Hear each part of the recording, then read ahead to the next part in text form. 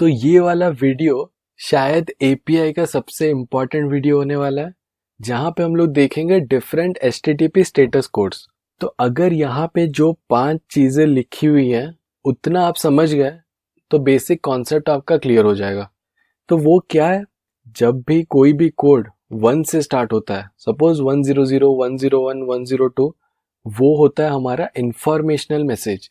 जब भी status code 2 से स्टार्ट हो, मतलब 200, 201, 204, वो होता है सक्सेस मैसेज। 3 से अगर स्टार्ट हो, वो हो गया रीडायरेक्शन के लिए।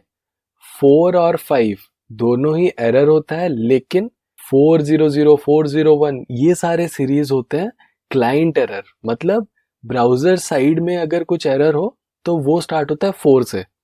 सिमिलरली अगर सर्वर साइड पे कुछ एरर हो तो वो स्टेटस कोड का सीरीज स्टार्ट होता है 5 से। 500, 501 डिफरेंट स्टेटस कोड्स है। तो ये 5 चीजें अगर आपको याद है तो बेसिक क्वेश्चन तो आप आंसर कर सकते हो। जैसे मैंने बहुत बार देखा है, इंटरव्यूअर पूछता है, सपोज हम लोग एक रिसोर्स को डिलीट कर रहे हैं, तो रेस्पॉन्स कोड क्या आएगा, लोग सोचने लग जाते हैं और कभी कभी आंसर ये भी दे देते हैं 401, 502 रैंडमली। लेकिन अगर सक्सेसफुली डिलीट हुआ है तो हमारे पास कितने ऑप्शन बचते हैं, बहुत ही लिमिटेड ऑप्शन। क्यों? अगर सक्सेस है, हमें पता है वो 200 के सीरीज में है, आइदर वो 200 होगा, 201 होगा, 204 होगा। तो अगर आपको गेस भी करना है तो उसी सीरीज में गेस करो। सिमिलरली अगर क्लाइंट कुछ एरर आ रहा है तो 400 में ही होगा। तुक्का अगर लग गया तो सही बात है, लेकिन तुक्का मारना ही क्यों जब हम लोग सारा कोड यहाँ पे अच्छे से करने वाले हैं। स्टार्ट करते हैं डिफरेंट एचटीटीपी स्टेटस कोड। तो 100 मतलब, जैसे हम लोग ने देखा था 1 का सारा जितना भी सीरीज है तो वो इंफॉर्मेशनल मैसेज के लिए है। तो 100 क्या बोलता है, कंटिन्यू। तो ये एक इंटरमीडिएट मैसेज है, क्लाइंट को इंडिकेट करता है कि सर्वर को मैसेज मिल गया है और वो मैसेज प्रोसेसिंग में है, अभी तक रिजेक्ट नहीं हुआ है। तो नेक्स्ट 101 स्विचिंग प्रोटोकॉल। 102 का मतलब क्या है, प्रोसेसिंग। अभी भी हमारा रिक्वेस्ट सर्वर प्रोसेस कर रहा है, अभी तक ना सक्सेस हुआ है, ना ही रीडायरेक्ट हुआ है, ना ही फेल हुआ है। Next 103 early hands. तो यहाँ पे 100 और 102 आप जरूर याद रख लेना, ये दोनों इंपॉर्टेंट है। Next success series. Success series क्यों, 200 में जितने भी कोड है वो सारे सक्सेस इंडिकेट करता है। तो 200 सबसे कॉमन स्टेटस कोड क्या है, ओके। तो उसका मतलब क्या है, हमारा जो रिक्वेस्ट हमने भेजा था वो सक्सेसफुली प्रोसेस हो गया है। और जब भी हमें 200 मैसेज मिलता है उसके साथ हमें एक रेस्पॉन्स बॉडी भी मिलेगा। Next 201 created. तो लास्ट वीडियो में हम लोग ने डिस्कस किया था, जब भी हम लोग पोस्ट मेथड यूज करते हैं एक रिसोर्स क्रिएट होता है। तो जब रिसोर्स क्रिएट होगा तो हमें सक्सेस कोड क्या मिलेगा, 201, ना कि 200। तो ये ध्यान रखने वाला चीज है। तो क्रिएट होने के बाद हमें मैसेज मिलता है 201, नॉट 200। नेक्स्ट है 202। 202 का मतलब क्या है, एक्सेप्टेड। तो ये मैसेज हमें कब मिलता है, जब भी हमारा सर्वर बहुत टाइम ले रहा है एक रिक्वेस्ट को प्रोसेस करने के लिए। तो ये इंडिकेट करने के लिए होता है क्लाइंट को, हमें रिक्वेस्ट मिल गया है, हमें थोड़ा टाइम लग रहा है प्रोसेस करने के लिए, और हमने वो रिक्वेस्ट एक्सेप्ट कर लिया है। Next 203 non authoritative information. Server ने रिक्वेस्ट प्रोसेस तो कर लिया है, लेकिन जो इंफॉर्मेशन वो रिटर्न कर रहा है तो वो किसी दूसरे सोर्स का है। Next 204 no content. जैसे लास्ट वीडियो में हम लोग ने देखा था, जब भी हम लोग कोई भी रिसोर्स को डिलीट करते हैं तो हमारा स्टेटस कोड क्या आता है, नो कंटेंट। तो ये भी ध्यान रखने वाला चीज है, क्योंकि ये भी आपको पूछा जा सकता है कि जब हम लोग डिलीट करते हैं तो सक्सेस मैसेज क्या आता है।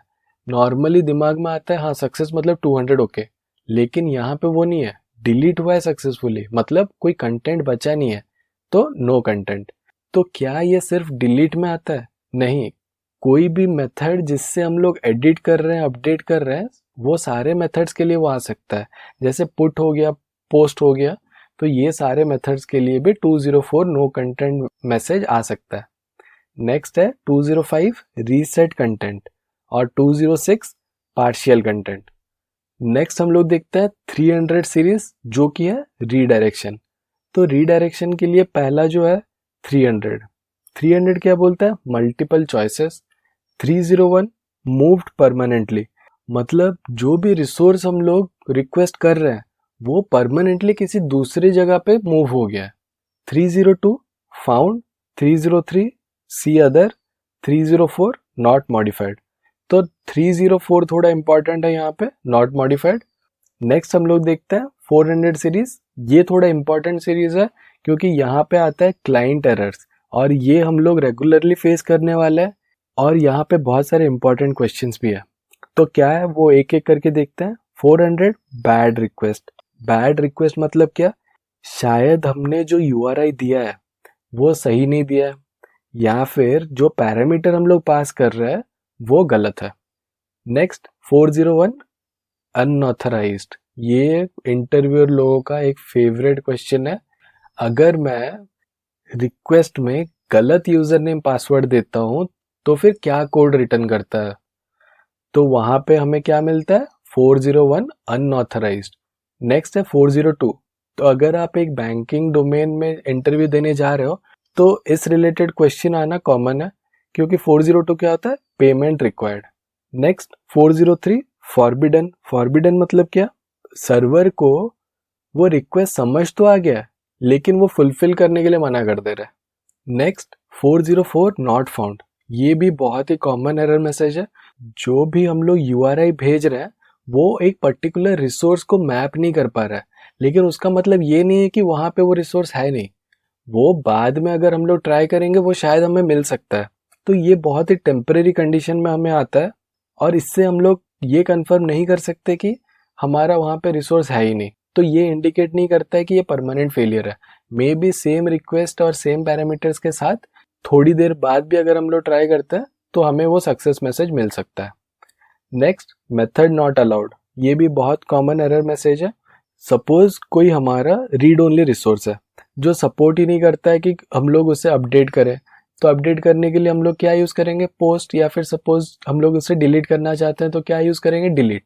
लेकिन वो रीड ओनली है तो वो उसे सपोर्ट करता ही नहीं है, तो वो क्या एरर मैसेज देगा, 405 method is not allowed. So next है 406 नॉट एक्सेप्टेबल।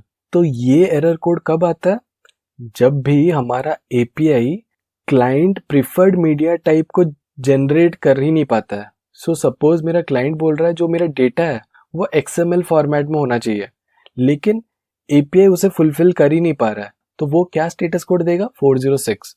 तो यहाँ पे एक चीज आप मार्क कर सकते हो, तो ये कौन सपोर्ट नहीं कर रहा है, क्लाइंट सपोर्ट नहीं कर रहा है, इसीलिए ये 406 400 सीरीज में है। अगर यहाँ पे आप गलती से बोल दो कि हाँ सर्वर एक्सेप्ट नहीं कर पा रहा है, तो फिर आप गलत हो जाओगे, क्योंकि अगर सर्वर एक्सेप्ट नहीं कर पा रहा है तो वो सर्वर एरर हो जाएगा, तो वो 500 सीरीज में होना चाहिए, तो 400 सीरीज में क्यों आया, तो ये ध्यान देना। नेक्स्ट है 415 अनसपोर्टेड मीडिया टाइप।